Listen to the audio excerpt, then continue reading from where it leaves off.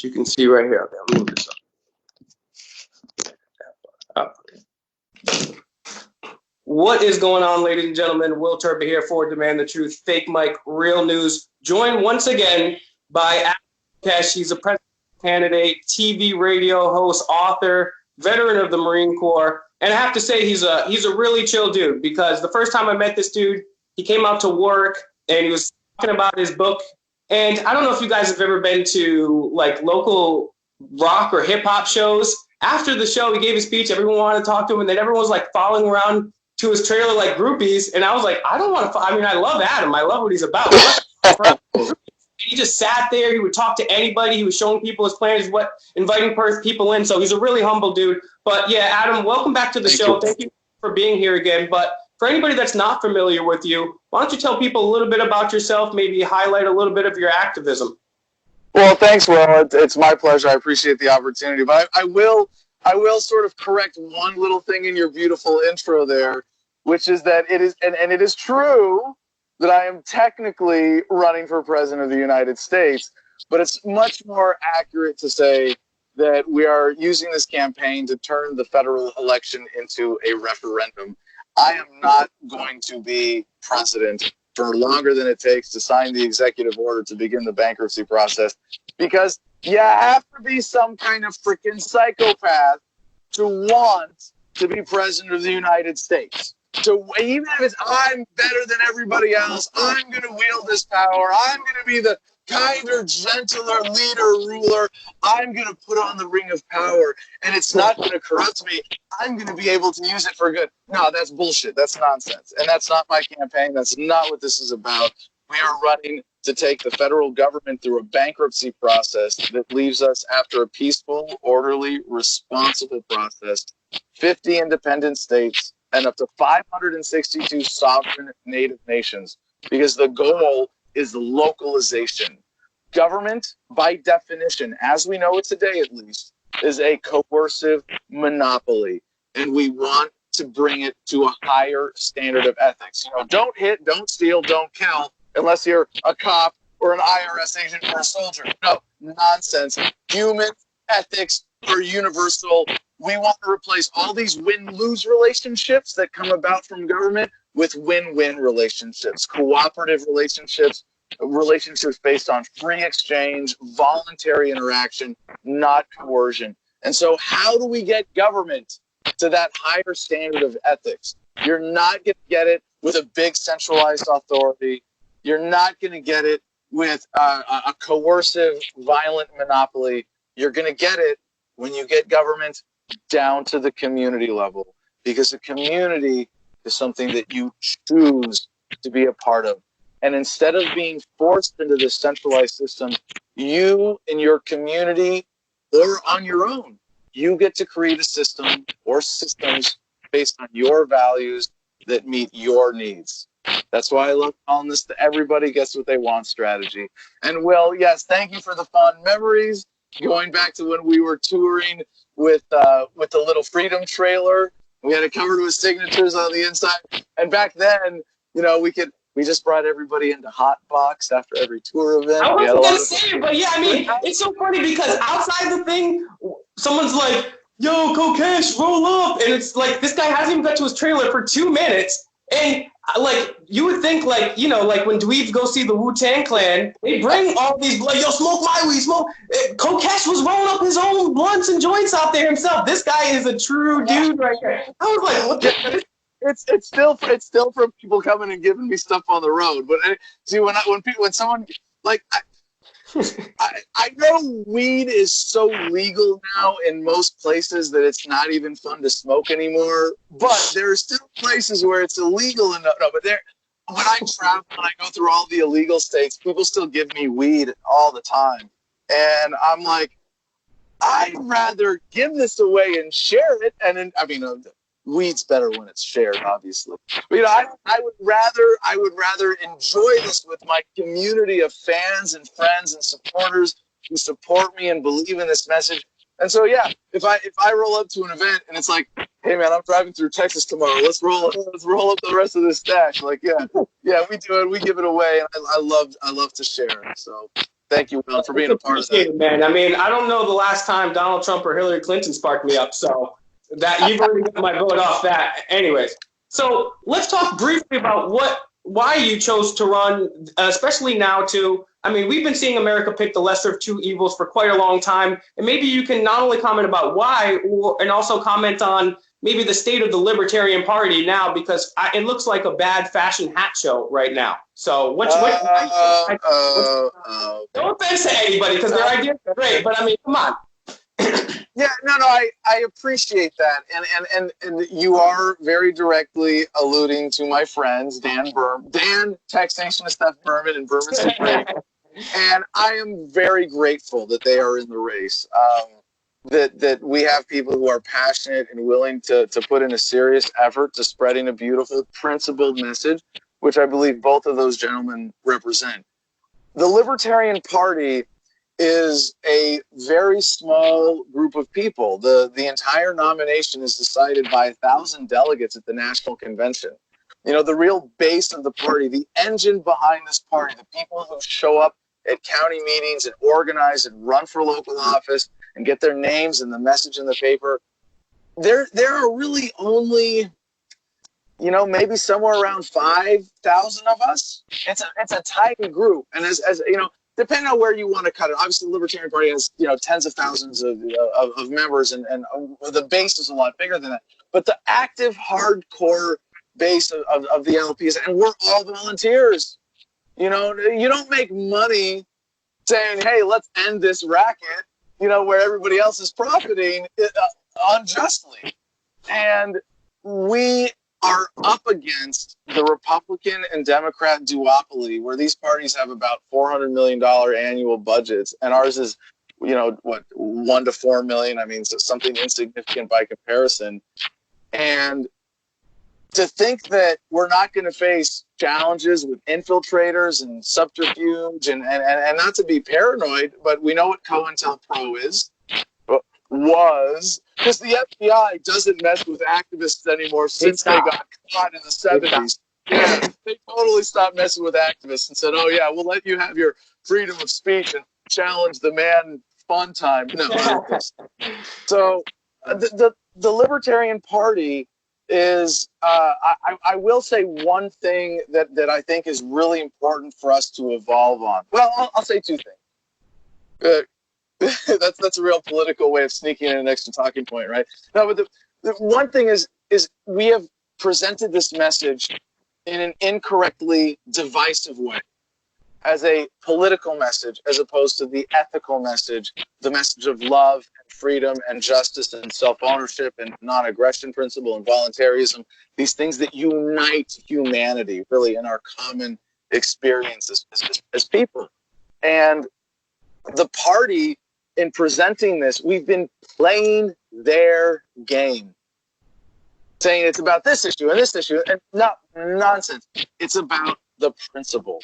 And when you can make it about localization, saying, "Hey, look, I'm not going to put on the ring of power. I'm going to throw in the fire." You don't have to compromise your principles to run for office. You don't have to compromise those principles to engage in the political process. And politics, just to be clear here, politics is the conversation of asking the question, who do we point the guns of government at to organize society? And the libertarian answer is nobody. Stop pointing guns at people. Let people be free. Respect rights. Let's have a peaceful society, not a violent, coercive one. Like, why is this so? We get sucked into playing their game. And I would just say that what I see the party going through now is taking that commitment to an understanding of principle to the next level. And it's the second thing is it's bringing us together. And there's still people who want to divide us, who want to make it about this faction or this candidate or that candidate. Bullshit. See past it, please, everybody. The Libertarian Party is a blank canvas for you. When you show up, you want to make it what you want to make it. You want to use it as an activist platform. As long as you respect the statement of principles, the one thing you do when you join the Libertarian, everybody who says they're a member, they're an actual member of the Libertarian Party, saying that when they join, they check the box that says, "I oppose the use of force and violence to achieve political or social goals. That is the moral foundation of the party that unites us. Yeah, and you kind of just led into my next question, which is how to deal with some of these people. When it comes to status, you'll get a lot of common retorts. I like the way you use a Socratic method and you kind of deal with people and let them find out that they, in fact, do agree with you. So I was going to kind of ask you maybe any points and tips, but what you said right there is very important because even me, over the last couple of years, even when I would approach somebody that I thought would do something wrong, I would still, hey, how are you? How are you? Quick question. And then I would, if this person was a war criminal or a pedophile protector, I would spaz out on him, you know? I would, how dare you, tyrant, da, da, da. And I realized that you got to calm your butt down because it's love. You know, we are all connected, you know? And you brought that even a while before, and I like that you bring that and you make that part of your thing in your debates and what you do. Are there any other tips, or do you think you should just leave it as like painting it as a non-political thing? Because that's so powerful what you just said. Well, I appreciate that you have shown me the respect to have learned from that particular example that I've set in doing man on the street videos and using a Socratic dialogue method where I'm asking questions and I'm being very compassionate and connecting and being empathetic with people. And I love Luke Rudowski's old work where he gets in politicians' faces. And I've done a little bit of that myself. When I was supporting Ron Paul, I chased Mitt Romney around because I wanted to embarrass him. You know, I have no bones about that. And it's fine if you go to someone like that and your message is essentially, I'm going to use you as a prop. You're doing something really evil, and I don't care about you as much as I care about showing the world that what you're doing is wrong. And that's fine. But yeah, if you want to connect with people, it has to come from a place of love and respect and empathy. And that really is a foundation of the Socratic dialogue method. And I would like to hope, and Will, I'm really glad that you pointed out that it comes through in debates, that, yeah, I'm with this campaign and my team that is working so hard to amplify my message, of taking that message that is really truly grounded in love and compassion and empathy. Think, yeah, we can have a legit, authentic presidential candidate who represents that in a way that no one else ever has on the national stage. I'm looking forward to that because it's all, hate back and forth with it's, negative campaigns. But let's briefly talk about your book. Your book, I'm not just to fawn over you today, but I'll be quite frank. Up until a certain point, I was just a Ron Paul libertarian. And I had no idea that being a volunteer was even a thing, right? I thought I associated anarchy with people in Seattle and Black Mask bombing stuff and, assassinating presidents, And Even the government's definition of anarchy, right? Exactly. And it's so funny because I thought I was pretty much down every rabbit hole you could go through, and I'd still come to that stop. Tell people a little bit about your book because it's written also in a way, it's not a huge book, and it's also written in a way, it's not like pedantic at all. It's straightforward. It's give you a great message. Tell people a little bit about your book and how they can get that book. Sure. If I may first touch on something you mentioned there, because it is a really important semantic thing, but it's important because it distorts the way we look at the world. And the term anarchist has been very deliberately abused and misrepresented. And anarchy can mean either chaos or no rulers. And when we think about no rulers, we don't want anybody ruling over us. And I'm a voluntarist. I'm not an anarchist in the sense that if you want a government and you create that government by the same voluntary ethical principles, sure, call it whatever you want. I'm not opposed to that. And I think, yes, community-based social organization is very important as we get government down, like I said, to that community level. Of course, you can opt out as an individual, but that's really what it comes down to is that ethical principle. And the way that's been slandered as a term is really sad. And that you have had the intellectual courage to go past that. I really have a lot of respect for that. And I think it's more important than talking about my book to talk about what that represents as a setup to talking about my book, of course. And that what you have shown, Will, is that you are capable of questioning yourself, of saying, I need to improve my worldview. How do I know these things? What are my sources? Where did I get this? What are my most cherished beliefs? And to really question those and to get to the heart of things. Government is not here to protect you, to keep you safe. Having a military makes us less safe. Having government in charge of public safety through law enforcement officers makes us less safe. Can I interrupt you right there? What would you tell because don't get me wrong, right? You're very well aware with the political spectrum here in the United States, and let's just single out some of the people I guess we would consider on the right here, because there is one thing to be patriotic, right? And there's another thing to be a bootlicker. What would you tell some of these people that just think that just because you're a cop or just because you're in the military that you can't do any wrong? Because I'm having a real tough time getting through to these people, because I'm trying to tell them, hey, look, these people take an oath to the. I'm going to let you talk. So, Kokesh, what would you tell? Oh, man. You are responsible for yourself. That's a product of owning yourself. And it's a beautiful thing when you understand it and embrace it properly. You can't say, well, I hurt you, but it's okay because someone else paid me to do it. I violated your rights, but it's okay because a politician told me it was okay. Because it's in line with the law. And it really is a broader paradigm shift that we have to go through to separate the enforcement class from the political class. Because those of us who are willing to put our lives on the line for justice, to do the right thing, we have been taken advantage of, in a sense, more than anybody else when we're asked to die for lies. And like I said, it's something deeper. And Will, the way you said it for yourself there was so beautiful of just being able to say, yeah, I had to question. And I thought I went down all the rabbit holes, but I found some more. And I think the way that I like to describe that is there is no bottom.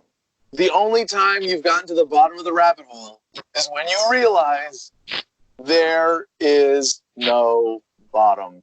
It keeps going, keep digging, keep questioning. And I wrote the book Freedom. I knew I was going to get back to that.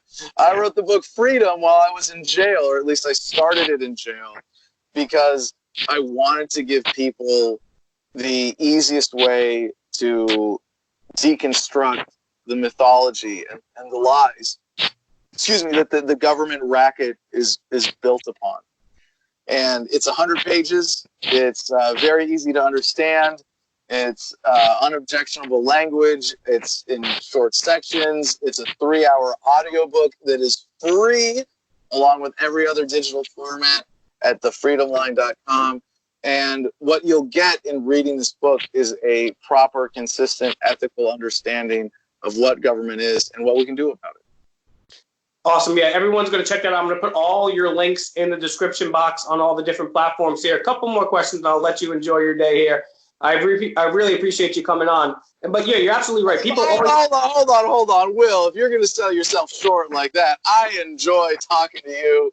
I enjoy doing interviews. I'm a politician now, right? It's my job. Yeah. I'm going to have to get you're going to get some cigars, kiss some babies, exactly, Yeah, but I love it. Like the rest of the day, I'm here at the Garden of Eden with Quinn Aker, our campaign manager in Texas, and some of my team with the campaign, and we're working through the Eden. We got if I may, Will, just a little quick sidebar here, because this is something that is really meaningful to me in this, and I think you'll appreciate as an activist, is that when you realize the truth of government and you realize how many people are suffering as a result of the denial of this fundamental truth, it's like you're a doctor driving past a horrific car accident and there's a dozen people on the side of the road bleeding to death, and you got to jump in and start saving lives And you know what? It's really frustrating because you could save one and maybe 11 others are going to bleed out and more are going to get hurt and more bodies are going to pile up if we don't stop this thing, if we don't really face up to it. And I want to scream for help for everybody going by. You don't need to be a doctor. All you need to do is see that people are bleeding and get some hands on. You know what's going on. Every American knows. Every American knows. The drug war is bullshit. It's a crime. The global war of terror is a crime. I was, as a member of the Marine Corps, as a Marine in Fallujah, too, I was a party to a war crime. And when you get it at that level and you go, man, I got to get hands on. I got to do something about it. I got to step in. I got to share that with people because it's something that motivates me. This is not. I get to go back to enjoying the rest of my day. I just get to go back putting hands on and fighting injustice and saving lives. That's what we're doing. Well, take the burden off yourself too, because every single person here in the United States is a party to war crimes via our tax money, and we let you down. We let you guys go to war without a constitutional process and doing our job. So it falls on all our heads. And luckily, we have people like yourself here that, you know, nobody's perfect at the end of the day, too. We're all flawed people. And it doesn't really make a difference what your past did. People have some real bad past, like Tukey and Freeway Ricky Ross, but they've turned themselves around to be great people and positive influence on countless millions of lives. So I wanted to briefly talk before I got two more questions for you. New Orleans. Tell people about what you did in New Orleans and maybe if you could assess how effective that was, or if you've learned any lessons from that, or if it went over smoothly. Which thing in New Orleans? There was the convention, there was the March of the Dead Veterans, there was the Black Community Outreach Panel, there was the book bomb, and then there was getting arrested for not showing ID, for which we might end up with a Supreme Court case, and I'm very excited about that. I could go through and give you an effectiveness about all of these different things, but I think instead of trying to give you an analysis of one, just to say that a lot of what I've done as an activist and in civil disobedience is taking shots, seeing opportunities. When I refused to show ID to an officer who was arresting me, not arresting me, but then ended up arresting me for not showing ID in New Orleans, I had no plans for this. I ended up doing 3 nights in jail. And I beat the charges, and now I've got a great case out of it. I've done events where I have put months of work into something and gotten 10 people to show up and been like, yeah, shit, that was a waste of effort. But you learn, you grow, and if you keep loving, you keep fighting, and you know that you're adhering to your principles, you can't lose. All right, so final question here. What do you see happening, I guess just in general, but also with 2020, the Democrats, Republicans, America's hyper-polarized? Do you see the pendulum shifting back towards justice? Do you see people waking up? What do you see going on? Look into your crystal ball, Mr. Kokesh. I'm glad you asked it that way, Will, because one of the things that I bring to the political conversation, especially around libertarianism and freedom, is a clear historical perspective that most people are lacking. And the destructiveness that we experience as a movement by not seeing this is a lot of stress and doubt and shame and fear. And when I figured this out, it gave me so much hope and confidence and reaffirmed my faith in humanity. And it's that we are living in the most peaceful times in human history. This is not my work or analysis. This is Professor Steven Pinker at Harvard, who was proven irrefutably academically that violence is not only on the decline, but follows a kind of radioactive decay curve. It just keeps going down and down. And this is really fundamentally connected to life itself, intelligence, technology. Multi-celled organisms beat out single-celled organisms. Human communities who can cooperate are going to be more productive and happier than societies that are fighting all the time. And so where this is going, yeah, you can look at modern bureaucratic governments today under fiat currency systems like the United States Federal Reserve and say, wow, it's not just getting worse, it's getting exponentially worse. But that's a blip historically. in a beautiful human dance forward of 2 steps forward and 1 step backward. And we might be in the middle of a pretty serious step backwards right now. It just means that we're all the more overdue for a great leap forward in freedom. And I see so many ways in which humanity is on the brink of this, and especially in the United States. What I hear on the campaign trail more than anything else, and it's so reassuring, is I don't normally vote, but I'd come out and vote for that. You're going to get rid of the federal government? You're going to let my state be sovereign? You're going to give me back all the shit that you can that's been stolen from me by the Fed? Yeah, I'll vote for that. So what is the best place for people to donate? I'll put all the links and stuff in the description box. Your website. I know you're on YouTube. You're on Twitter. You're all over the place. Why don't you rail that off? And the best ways also besides that for people to get in contact with you or just help you out in general. Yes, thank you so much, Will. And of course, donations always welcome. The mother's milk of politics is what allows us to get around, to travel the country. This guy's not Donald Trump. He's not getting money from the Clinton Foundation, right? If you really want to see this happen, right, you got to put your money where your mouth is. There's a lot of activists out there, a lot of people that are not activists. If you have a few extra bucks in your pocket, even if it's $5 freaking, send this dude some money. You really want to make a change? We have a shot. So thank you, Will. Yes, thank you. I appreciate that. It requires a certain humility to say, I need help. I can't do this without you. I need the financial support. I need the volunteer support. I'd like to pay my staff better. I'd like to put out more materials and more content and get this message further. And the place to go as the central hub for everything that I'm doing on the internet is my main website, 3 words, thefreedomline.com, thefreedomline.com. You can get my book there for free. You can find Kokesh for president. The next most important thing you can do to help is to be a delegate at the national convention. Be involved with the Libertarian Party. Go to lp.org, sign up today. Sign up at kokeshforpresident.com, which you can find from thefreedomline.com. You don't have to remember how to spell my funny last name for that. Go to thefreedomline.com, sign up on our email list, get plugged in to be a delegate. That's the only way you get to vote in the Libertarian primary.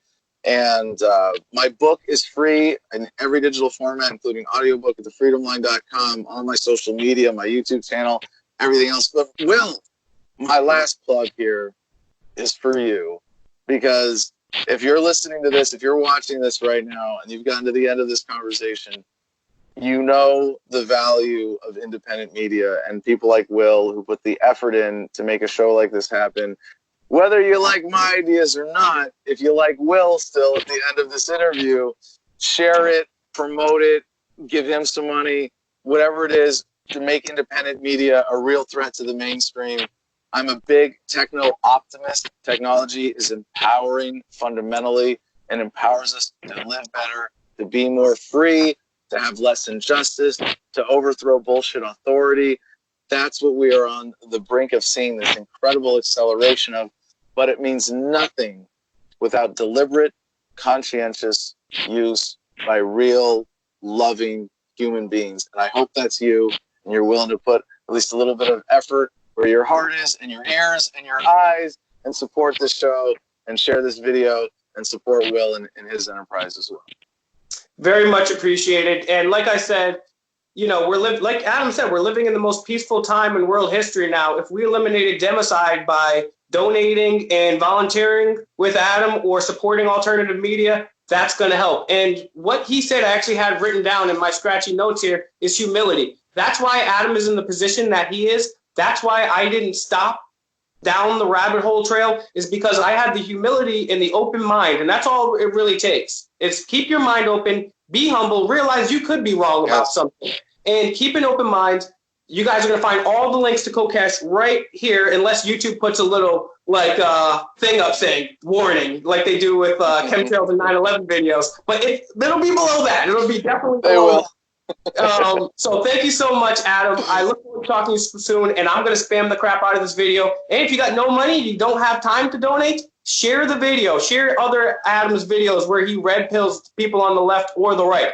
Share. It costs nothing. Go to Adam Kokesh's YouTube page and share all of his damn videos because they're awesome. All right, Adam, you have a great afternoon. Everybody go out there and vote for this dude. Until next time, Adam, have a great day. Peace and love, y'all. Thanks, Will.